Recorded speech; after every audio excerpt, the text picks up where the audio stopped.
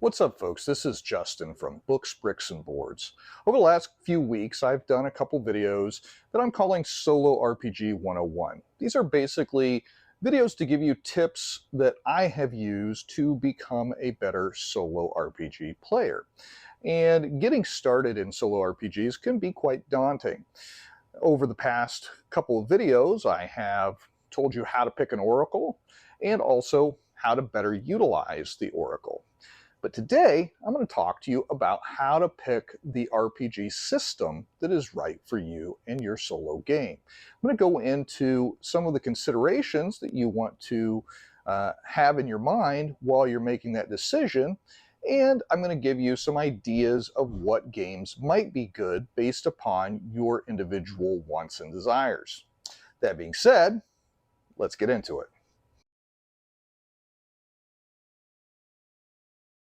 For me, the first consideration is familiarity versus innovation. If you've played RPGs before and you are familiar with a system, especially if it's something where you played for many years and you've just taken a hiatus, then that would be a natural way to get back into the game through solo gaming. So if you played a lot of AD&D 2nd edition, that would be a good place to start because you're familiar with the system, and then you only have to worry about wrestling with learning the oracle. And as we are in the golden age of retro gaming, you can easily pick up a print-on-demand copy of most of the popular systems from your past. This can also be true if you are playing one of the newer systems and you're familiar with 5e. 5e would be a great place to start then if you're happy with that system and you want to continue playing in it. Now, on the flip side of things, innovation. So it's familiarity versus innovation. The innovation side of things could involve something like Torchbearer. Torchbearer is based on the Burning Will. There's a lot of complexity there, and it plays very differently from Dungeons and Dragons. But the feel of it is still very old school, and it offers a lot of complexity in the dungeon crawling process, and the combats feel much more cinematic and much less of an attrition battle than what they do in D&D because there are different stakes involved in these battles. Now, getting away from the individual systems themselves, again, you're considering your familiarity with a system versus innovation and trying something new. If you've not played any RPGs, then this one is going to be more your familiarity with the IP or your comfortability with the IP. Even if you've never played a role-playing game, you've probably at least heard of Dungeons and Dragons, or you wouldn't be looking at this channel right now. Whereas Torchbearer, unless you are an extreme uber nerd like myself, you've probably never heard of. Whenever you are first getting into solo role-playing games, I would not jump right into the crunchy system unless you are familiar with it, because if you're trying to learn an emulator and also a system at the same time, you have doubled your opportunity to make mistakes and create frustrations in your play. And if you do that early on, it's going to be harder to push through and get to that point where you're actually playing at a level that is enjoyable. My second consideration is going to be crunch versus simplicity. This is going to be somewhat subjective because if you grew up playing Palladium Fantasy, it doesn't feel as crunchy as it does to somebody that is seeing it with brand new eyes for the first time in 2023.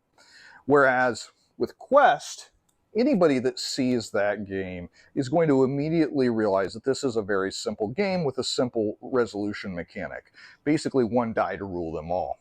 Familiarity with the game that I talked about earlier is a little bit different than your willingness to accept crunch versus simplicity.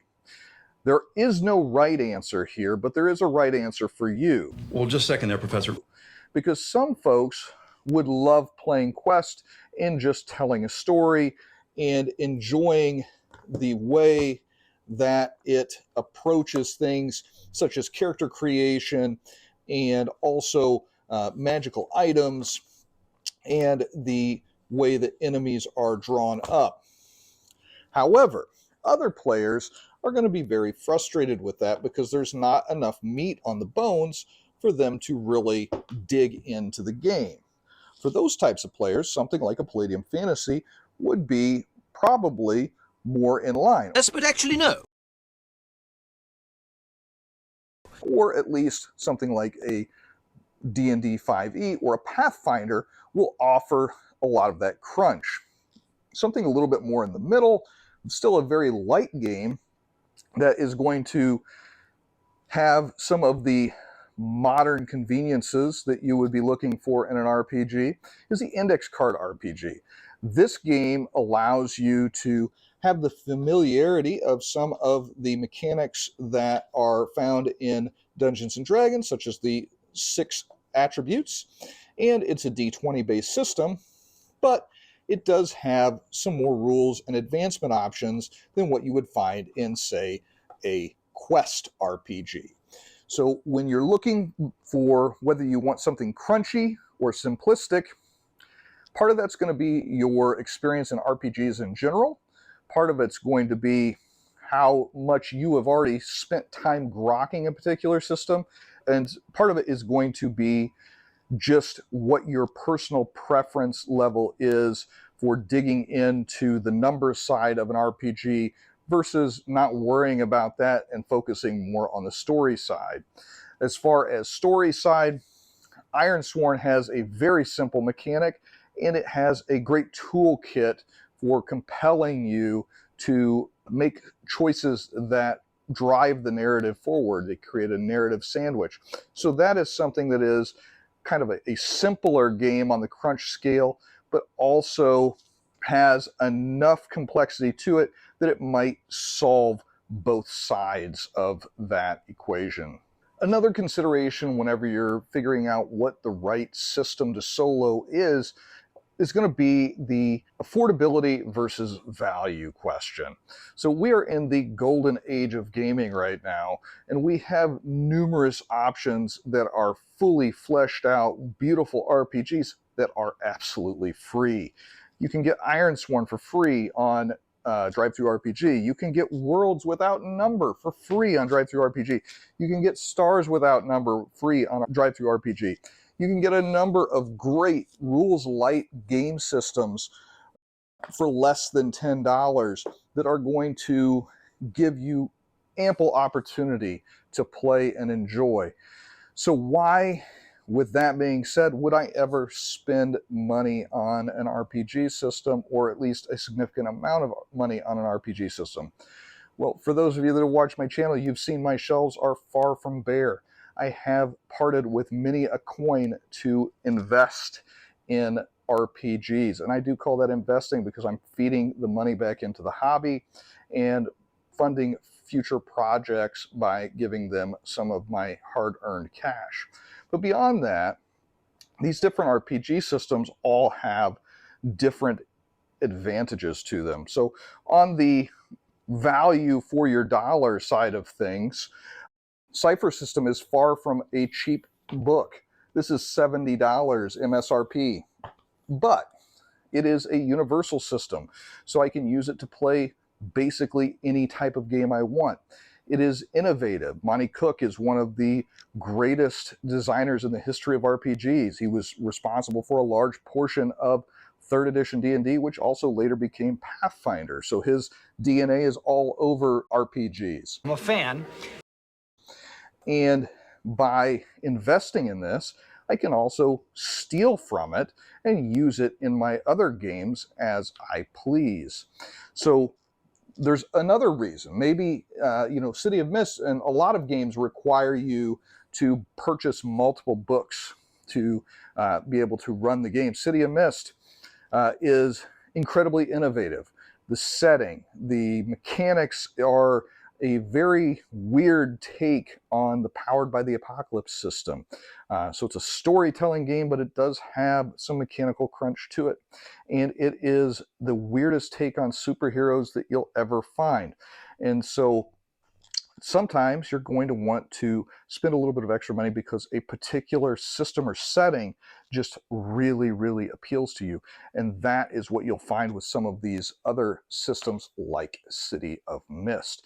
Now, if you are new to solo RPGs and this is going to be your first solo RPG experience, I would be hesitant to jump into a system just because it's the new shiny and it has a hefty price tag, because there are lots of systems that have a high price tag that are definitely not worth your effort to learn or your coin to buy. So my opinion, if you're just getting into solo RPGs for the first time, try something like an Ironsworn first. That is a game that, like I said, you can get the PDF for free. You can get a soft cover of the book for about 20 bucks, and it is going to give you plenty of play. But if there is a particular setting or system that you really want to play, and you've done your research and you feel like it's going to be right for you, then don't be afraid to jump in there too. Just know there's going to be a little bit of extra overhead in learning and kind of grokking that versus something that's a little bit simpler. And my last topic of consideration whenever you're deciding what RPG system that you want to run with for your first solo RPG is going to be flexibility versus immersion. So earlier I talked a little bit about Cipher system and how part of the value equation there is just how many types of games that you can run with it. So there are plenty of universal RPG systems. There's GURPS, there's Fate, there's Savage Worlds, there's Cipher system, and all of these are going to offer you the ability to play games in whatever world you feel like and not have to buy a ton of new books to do so. Most of them come with a built-in toolkit that allow you to create the rest of the world on your own. The thing with that is a lot of the immersion factor is going to be up to you to provide. You are not going to have mechanics that specifically evoke the situations that are happening. They're going to be more general to try to fit many, many, many different types of games into them. Whereas if you go with something that's a little bit more specific, it may be able to draw you in a little bit more and be able to create the experience going to keep you coming back to the table and playing more. You've heard me over the last few weeks talk a lot about Pirate Borg. Pirate Borg is a version of Merc Borg, the first step of the condition piece, that is based in the dark Caribbean. And this is a game that is just oozing with flavor. And if you don't feel like your game is a pirate game after playing this, you're probably doing it wrong. Piracy, treason, murder. They do a great job at immersing you into the world that they've built. Wolves of God, another one. This game is another Kevin Crawford game. It doesn't get as much love as it deserves. This is a BX clone that is written from the point of view of a medieval monk.